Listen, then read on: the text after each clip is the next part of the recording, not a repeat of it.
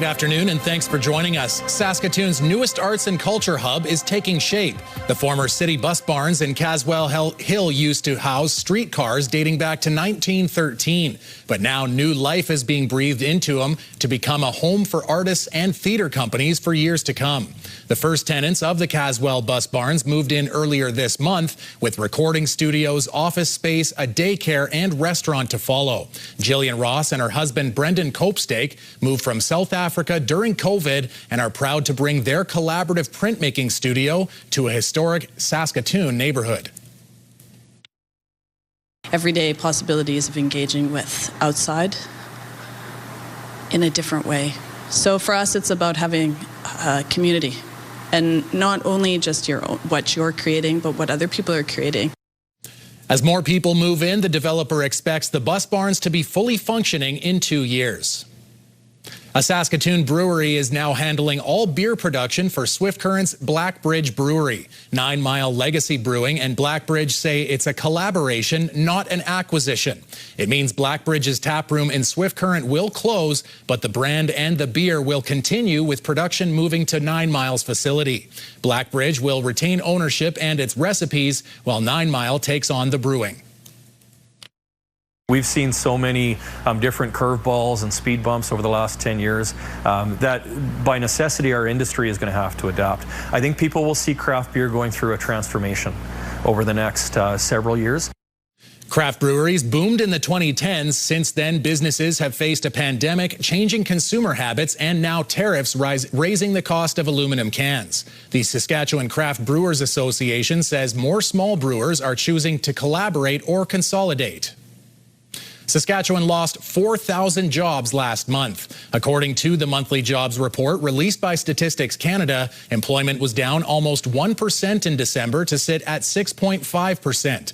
That's the highest increase in unemployment among the provinces. Today, the province held an event in Saskatoon to tout the overall job numbers for 2025, which show Saskatchewan added 15,000 jobs last year. Minister of Social Services Terry Jensen, who represented the government, was asked about last month's employment losses. He says the province is not concerned the losses will continue as job numbers can fluctuate month to month. When we look at the annual employment rate and unemployment rate and the number of jobs that have been created over the course of the entire year, that's a very, very healthy number for this province, and it's work that's attributable to a very, very good economy and the job creators in this province who have confidence in this province. As for the job increases overall last year, the province says the largest gains were in healthcare and social assistance, which saw 9,000 additional jobs. The construction industry gained 5,000 and agriculture increased by 1,600 jobs. Over the summer, Wattress residents raised concerns about frequent emergency room closures, but say that recently things have taken a positive turn. Wattress residents say while there have been challenges this year with multiple doctors leaving the community, 2 new doctors have begun work in town and are filling some of the service gaps. The group home across the street from the hospital says residents have been able to access care with the new doctors. Executive Director Angela Silzer says there's still work to be done. I do think that we still have a long way to go to get things back to where everybody was always comfortable. You could see a doctor, you knew you had emergency care. We need to get back to that. Silzer says she hopes the positive trend will continue. The Wattress Hospital also serves the surrounding communities.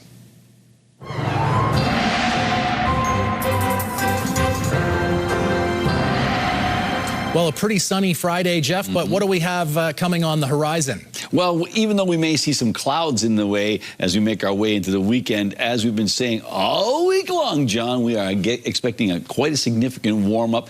Temperatures, we're getting a lot of Pacific air coming our way, and temperatures are going to increase substantially. Many locations will be on the plus side of the thermometer and staying there for a number of days before we get into another cooling trend. But all in all, things are looking very mild. We'll have those specific details for you later on. Residents in Yorkton are playing host to some student athletes from British Columbia. 12 students from a high school in Abbotsford are in Yorkton for the next few days. The Yale girls basketball team is meeting with the Yorkton Regional High School girls team. While visiting Saskatchewan, they'll be playing basketball, going to a Terriers game, and learn about life on the prairies. On Thursday, the two teams met for a potluck, and in February, they'll travel to BC and see what it's like in Abbotsford. I thought it was going to be more different, but they're pretty much like us. I mean, some of the stuff that they do in their high school is probably a bit different than ours and like where they live, but they seem like they're pretty similar to us. The student exchange is part of a federally funded program called Experiences Canada. Labels on grocery products have changed since the start of the new year. New Health Canada regulations went into effect January 1st. Food companies now have to identify products high in things such as sugar or saturated fat or sodium. The only exceptions to the regulations are fresh fruit and vegetables, meat, fish, and poultry. Health Canada is also expanding a recall for a number of cosmetic products from Magic BM Trading Company, including Axe body spray. Health Canada says the affected products, at least 78, do not have mandatory hazard labeling, including hazard symbols and safety information. The notice is an expansion of an earlier recall first published in October of last year. Consumers are told to immediately stop using the products and return them for a refund. When we return, does a crown fit over a halo? We'll get the details of a Saskatchewan gamer's latest championship win.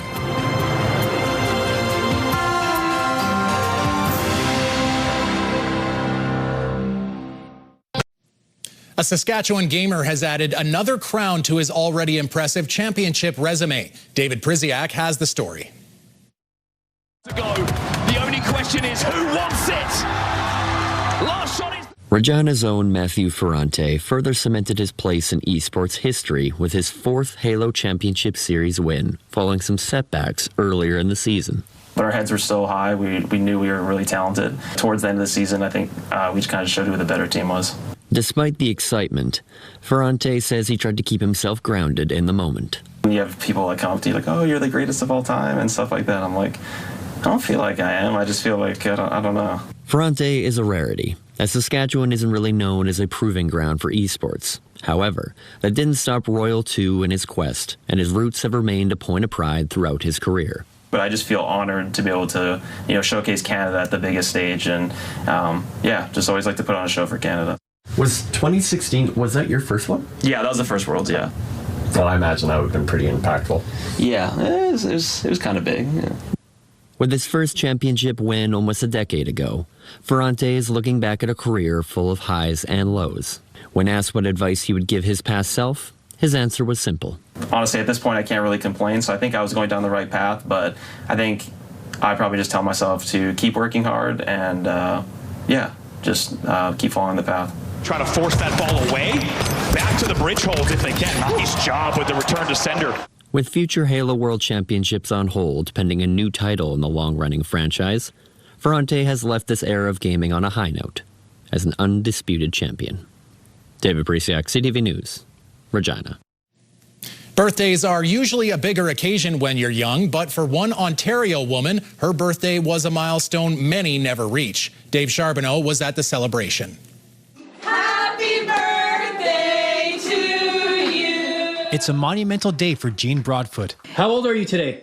103. She's turning 103 years old, still taking life one day at a time. I don't know how to feel. I just go along with it. As for her secret to hitting this milestone, she says there's no mystery, just good health and good fortune.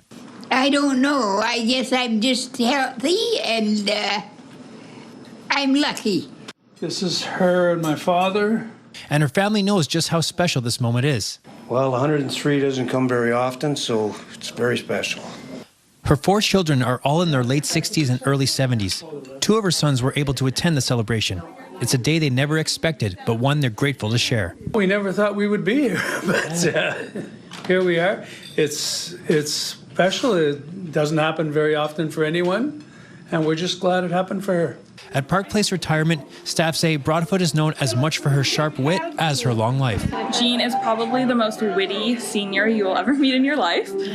She has a wonderful sense of humor. She can always make all of the staff here smile just by the way she shows up to things. She always has a comment about something and she laughs right after she says it. And even at 103, she's not done looking ahead. So I'm going to be back next year for when you turn 104. All right. I'll see you then. Dave Charbonneau, CTV News. Jeff has the weekend weather forecast coming up, and costly medication improves symptoms for a BC woman with MS, but will the province cover the cost?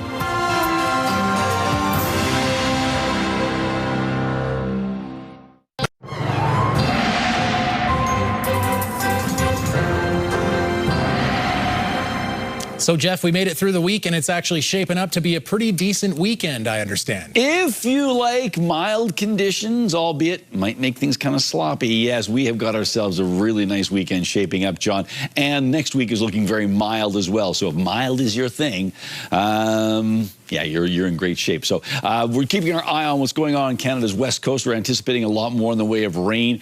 So a soggy weekend if your travel plans are taking you out to Vancouver. And a somewhat similar situation heading out to central Canada, even Atlantic Canada. A couple of different lows are moving through that part of the world. But across the prairies, not much going on. So let's take a look at our numbers. We're going to get out of the way and show you the future cast and the computer modeling indicating that, yes, a little north-south line of flurry activity expected to move in the next 24 hours. But, you know, it doesn't last long. It moves through by the time mid-afternoon rolls around. It's almost into Manitoba. So that's all right. Minus 22 degrees for Spiritwood overnight. Minus 19 for the Battlefords. Minus 28 in Candle Lake and Nipawin. Yes, there is some cold air out there before we get into the warm stuff. Minus 27 in Birch Hills. Minus 26 in Rosthern and in Melfort. Most places clearing skies or just a few clouds out there. Now on to Saturday.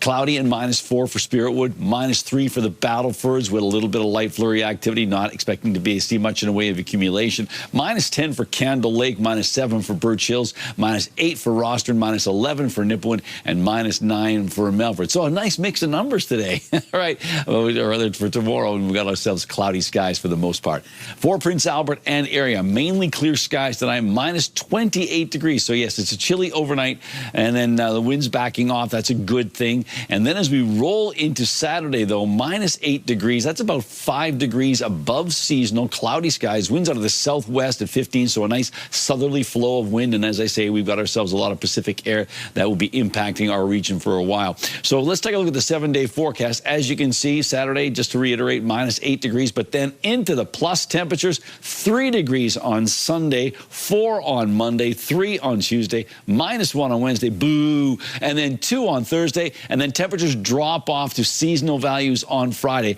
But that stretch of mild temperatures is really quite impressive. So if you're liking the mild temperatures, you're getting them. And like the cat, the cold comes back Friday, right, Jeff? That's right. Sing the song. I dare you. I don't know the rest of the words, honestly.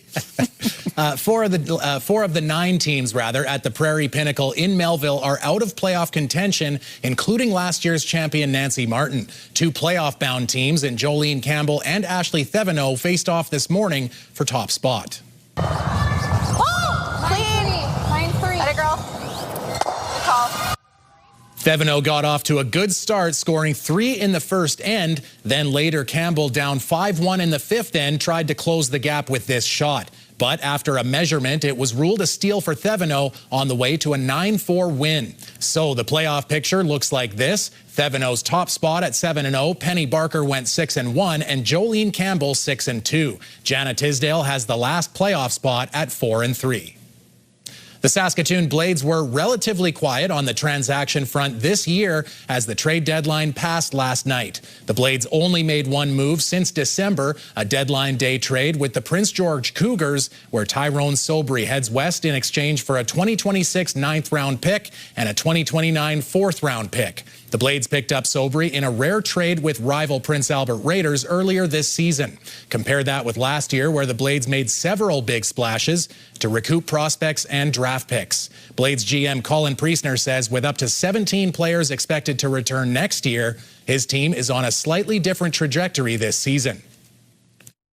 we're tied for a home ice playoff spot right now, and I think we didn't want to subtract from this group. I think every single guy in there has value, and teams were calling about everybody in our room, really, but I mean, we really believe in this group, and we have all year. We had a few tough stretches earlier in the year, but I think we've really rounded a corner since Christmas, and I just believed in the group, and I just didn't want to part with any of the players. Johnson behind the net. The Blades host the Edmonton Oil Kings tonight at SaskTel Centre. Do you have a community event you would like to promote? Or maybe you'd like to draw attention to your organization. Let your local CTV station help you spread the word. Contact us at 306-922-6020 or email panews@ctv.ca. You can appear on CTV Prince Albert's News at 5 and get your message to our viewers.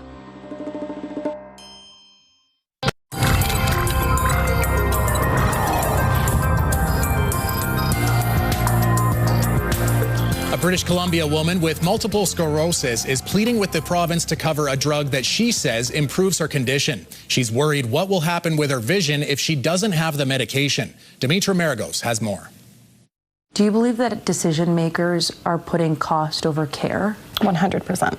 Cassandra Nyman has been living with relapsing remitting multiple sclerosis for nearly a decade. Life completely changed. Her diagnosis came after losing her vision in one eye. Your vision is your lifeline. It is your way of, experiencing life. If you don't have your vision, what do you have? She says after going on the drug Ocrevus, her symptoms became more manageable. I wasn't having the same pain. But late last year, she says her insurance company informed her it would be putting a $5,000 cap on her coverage. She says leaving her to pay for the remainder of the $32,000 a year drug. No, we can't afford that.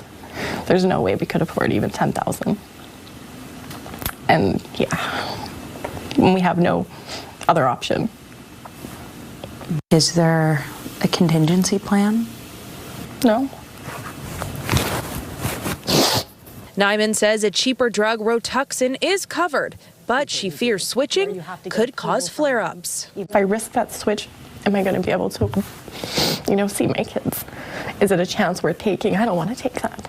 What should concern British Columbians is that they have inequitable access to treatment compared to fellow Canadians. And adds Ocrevus is publicly covered by drug plans in all other provinces, but not in British Columbia. MS Canada says Nyman's story isn't unique, that many British Columbians are trying to get coverage for Ocrevus. We've heard from the Ministry of Health that cost effectiveness is a big issue.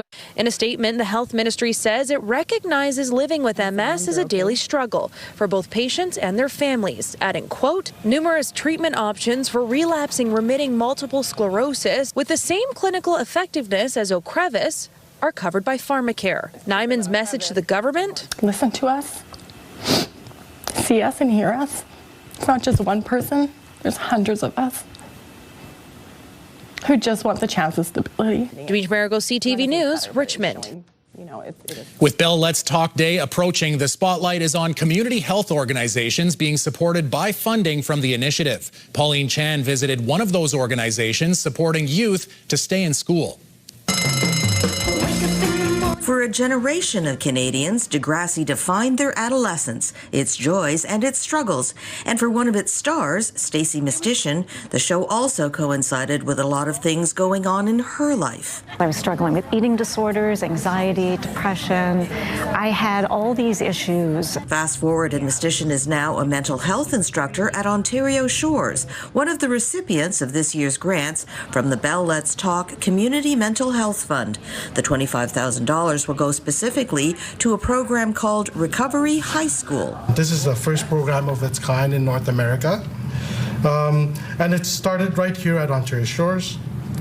The goal is simple: help students stay in school while getting the mental health support they need. Mistyshin says when Degrassi ended, she immersed herself in education about mental and physical well-being. And physical, mental health is so connected, right? So I always knew that I wanted to talk more about mental health, especially after I lost my brother to suicide. That was in 2010, the same year Bell Let's Talk Day began. That's why Bell Let's Talk Chair Mary Deacon says centres like Ontario Shores are so important. And as she handed over the corporate check, she had two particular young people in mind, her two brothers, who both died by suicide. One in particular, Ted, started struggling with OCD, obsessive compulsive disorder, when he was a very little boy. And that was at a time when there were no effective medications or treatments for obsessive compulsive disorder. Bell Let's Talk Day this year is on January 21st, and the theme is taking a moment for mental health. We wanted to build into Bell Let's Talk Day this year the notion of agency and people being empowered. There are things, in spite of what's going on in the world, there are things we can do to improve and support our mental well-being. And Ms. Dishon and the staff at Ontario Shores are there to help with that. Pauline Chan, CTV News. Jeff, while you were busy looking at all the entertainment and the weather news, I was keeping my eye on social media because Team Canada has announced its women's hockey roster for the 2026 Olympics in Italy next month. And of course, it will have representation from Saskatchewan.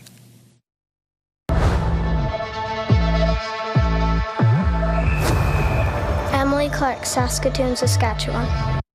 That's right. Emily Clark will be making her third appearance at the Olympic Games when she joins Team Canada in Milano Cortina next month. The 30-year-old won gold and silver medals in the last two events, plus 9 medals at the IIHF Women's World Championship since she made her debut in 2015. Clark plays for the Ottawa Charge in the PWHL, and Jeff, they really, Hockey Canada's nailed it with these sort of intros or announcements with the kids doing it. And have we figured out, are these real kids or are this AI versions of the actual people who've been chosen? Oh, that's a good question. I don't know. Get the I-team on that. Come on. There you go. I just think they would have probably found a, a minor hockey team that was more. That was my first thought, but in this crazy world we live in, you never know. You never know. And it didn't say AI on the top, did it? So AI. We really don't know. But hopefully Emily Clark joins the team and they have another stellar Olympic Games, as they always do. Team Canada is always a favorite. Have it.